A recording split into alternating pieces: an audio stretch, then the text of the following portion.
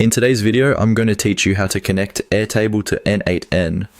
This is a quick setup, and once it's done, you'll be able to use your Airtable account inside n8n workflows much more easily.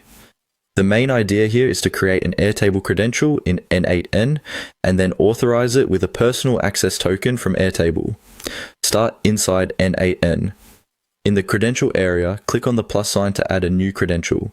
This is where n8n lets you connect outside apps and services securely, so you won't need to enter the same details again every time you build a workflow. After that, click on New Credential. In the search field, type Airtable. When Airtable appears in the list, select it. This tells n8n that you want to create a connection specifically for Airtable, and it will open the correct credential setup for you. Now switch over to Airtable in a new tab or window. In the top right corner, click on your profile icon. From there, go to Build a Hub.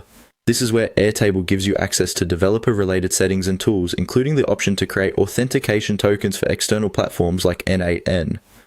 Once you're in Build a Hub, click on Personal Access Tokens.